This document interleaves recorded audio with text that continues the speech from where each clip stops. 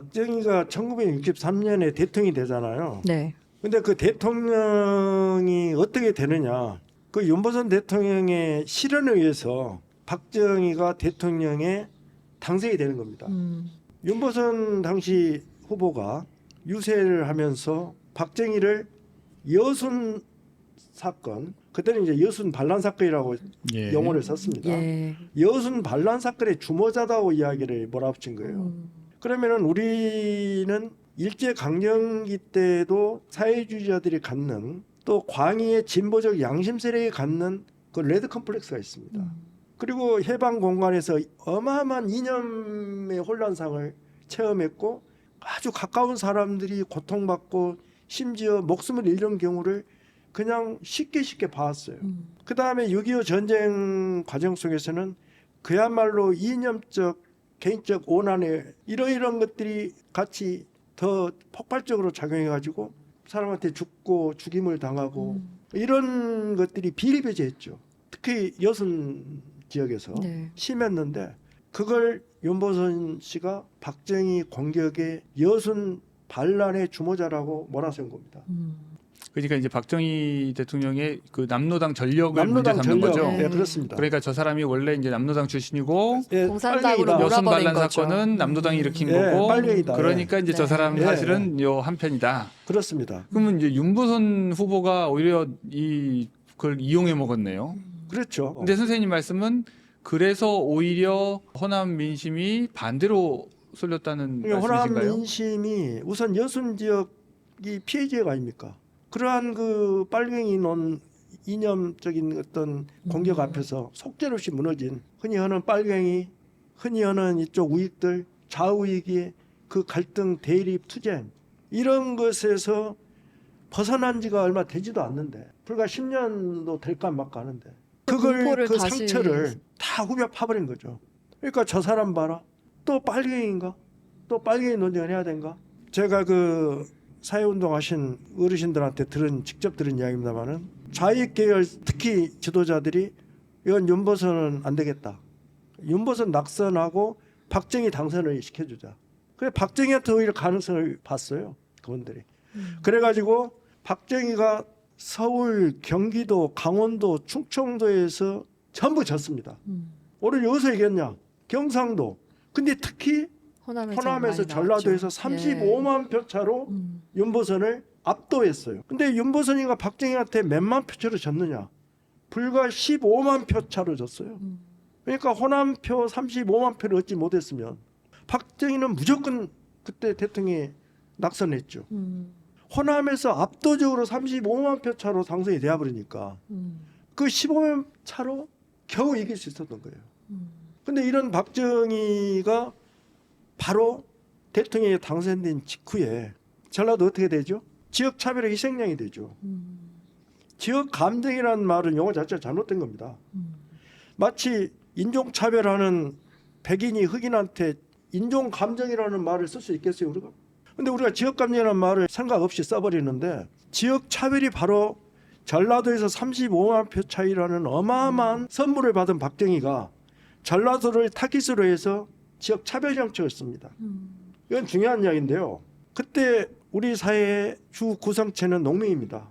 민주당 정부 때 국가 경제개발 5개년 계획을 세웠어요. 그 책임자가 당시 부국부 장관 태완선 씨입니다. 박정희가 5.16 군사정권 일으키면서 그걸 그대로 가져간 거예요. 민주당에서 입안하고 실현하려고 했던 경제개발 5개년 계획을. 그리고 그 책임자 태완선 씨도 데려갑니다. 공화당 정부로. 그런데 나라의 근대화를 이끌겠다는 박정희의 야심찬 계획이 어떻게 벨트를 갖고 가죠? 우선 박정규 당시 경호실장 고향 마산 창원에다가 공단을 만듭니다. 이우락이 고향 울산에다가 공단을 만듭니다. 박태준 씨 고향 포항에다가 포항제철을 만듭니다. 그 다음에 좀 지나서 자기 고향 구미에다가 또 공단을 만듭니다. 그리고 이제 경인 지역은 어쩔 수 없이 만들어야죠. 경인 지역은. 여기 호남은 어디 공장 하나 들어옵니까? 엄청난 인력, 엄청난 땅. 여기 호남, 전라도에 대한 차별정책 때문에 어디 한 곳에 산업화 시설 단지를 만들질 않죠. 오히려 어떻게 하느냐.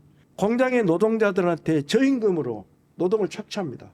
회사의 이익을 극대화시켜줘야 되고 일단 회사가 운영의 성과를 내야 되지 않습니까?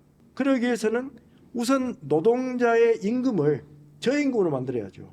노동자가 저임금에 시달리다 보면은 일을 하겠어요? 우선 먹고 사는 것이 헤매니까. 그럼 어떻게 되겠습니까? 우선 먹을 것은 제공해 줘야 되잖아요.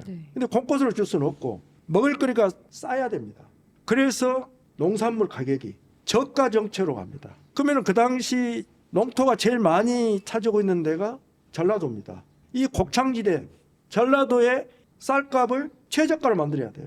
그래서 저임금을 받는 노동자가 우선 삼시세끼를 먹어야 됩니다. 세끼를 못 먹으면 두 끼라도 먹어야 됩니다. 그래서 저임금에 가장 피해를 보는 지역이 전라도가 됩니다. 그래서 전라도 사람들이 고향 탈출을 합니다. 지금도 부산 같은 경우 그 300만 도시의 4분의 1 이상이 본적지가 전라도 사람들이에요.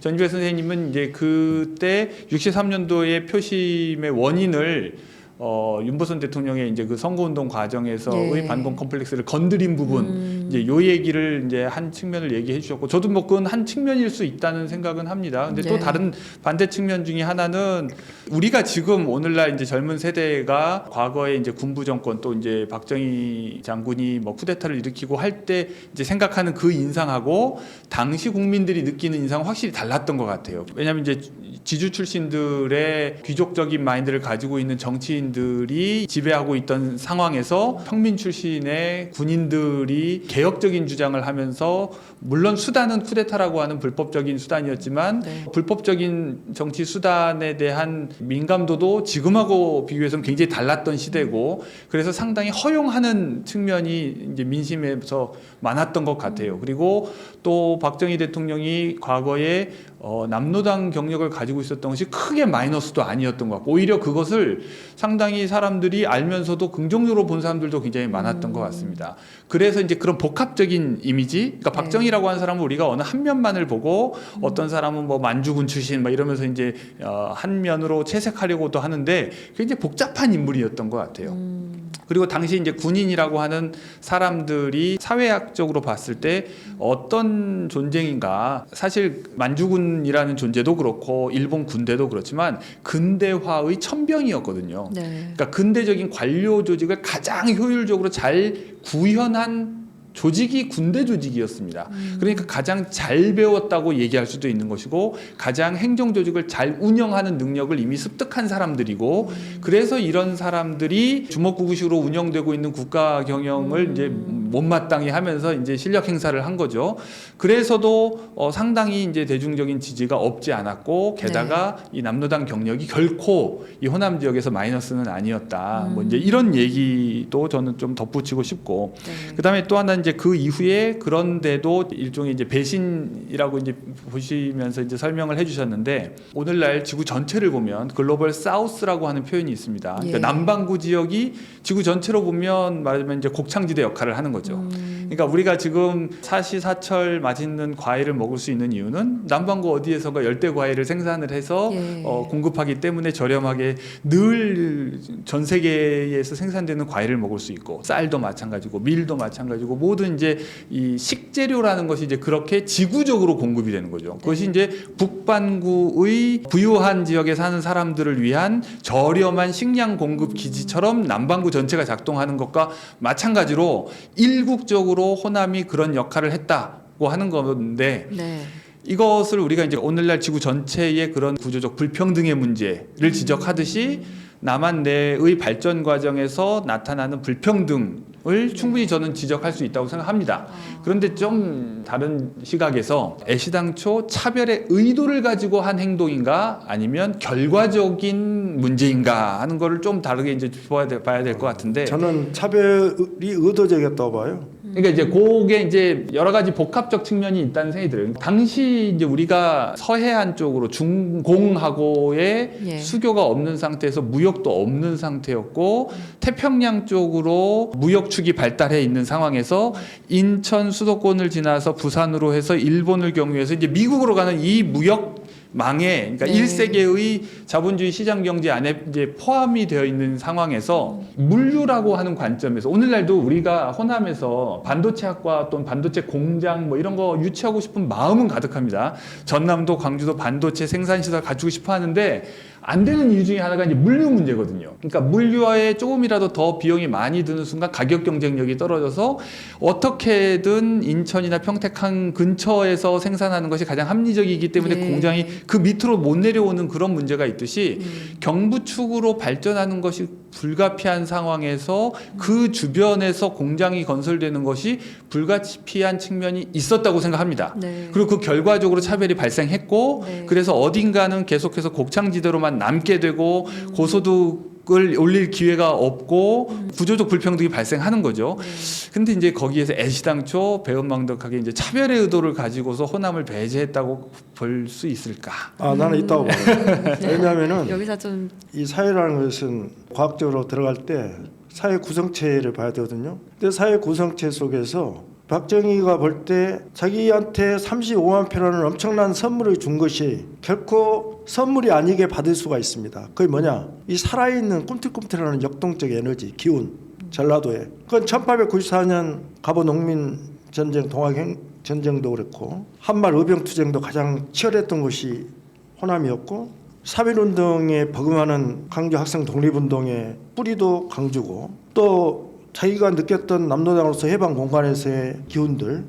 근데 어찌됐든 1967년 선거에서는 박정희가 집니다. 김대중 등장하기 전입니다. 1967년 5월 대선에서 윤보선이가 박정희 이겨요. 전라도에서. 김대중 71년에 4년 전에 이 4년 동안에 전라도에 대한 지역 차별 정책을 전라도 사람들이 눈이 없는 것도 아니고 귀가 없는 것도 아니고 입이 없는 것도 아닌데 온몸으로 그 차별 정책을 이런 속에서 1967년 대통령 선거 때는 표가 동서 현상입니다. 1923년 대통령 선거는 남북 현상입니다. 경상도하고 전라도에서 박정희가 이겼고 저쪽 이에서는 전부 졌습니다. 근데 1927년 선거에서는 동서 현상입니다. 서울 이쪽에서 서쪽에서 윤보선이가 이기고 강원도 경상도에서 박정희가 이깁니다. 남북 현상이 동서 현상으로 바꿔지는 것이 김대중 등장 전 1907년이에요. 그건 어떻게 설명했습니까? 그건 지역 차별에 대한 원망, 분노, 저항 이게 투표를 통해서 정치 행위를 한 거죠. 저는 그렇게 생각해요. 그러니까 어떤 정책의 효과를 보면 효과를 보는 사람은 여당을 지지하게 되고 그렇죠. 그 정책의 네. 혜택을 받지 못하는 사람은 이제 반대를 하게 되는 거죠. 이제 그것이 네. 4년 후에 나타났다고 하는 것에 대해서 전혀 이견도 없고, 네. 근데 다만 이제 그것이 어떤 산업에 대한 고려라든지 경제 발전에 대한 고려라든지 이익에 대한 고려가 없이 경제적 손해를 감수하면서까지 호남을 낙후시키려고 노력한 결과냐? 그렇죠. 그건 정치적으로 합리적이지 않죠. 펴돌아가지는 짓을 의도적으로 할 사람이 어디 있어요? 근데 그런 정책의 결과로 이제 그런 표가 떨어지는 일들이 벌어지는 거죠. 근데 민주주의가 가지고 있는 장점은 그렇기 때문에 경제적 고려만으로 모든 것을 하지 않도록 하는 그런 보정장치 역할을 하는 겁니다. 그렇기 네. 때문에 전국 균형 발전도 하려고 정부에서 노력하게 되고 야당 지지가 많이 나오는 곳에 조금이라도 더 경제적 혜택이나 뭐 산업시설 이전이나 이런 것들을 통해서라도 이제 더 많은 득표를 하려고 노력하게끔 만드는 효과. 그것이 경제적으로는 혹시 비효율적일지 모르지만 예. 그것이 이제 정치와 경제가 서로 견제하면서 균형을 맞춰가는 원리가 아닌가 그런 생각을 해봅니다. 네. 네.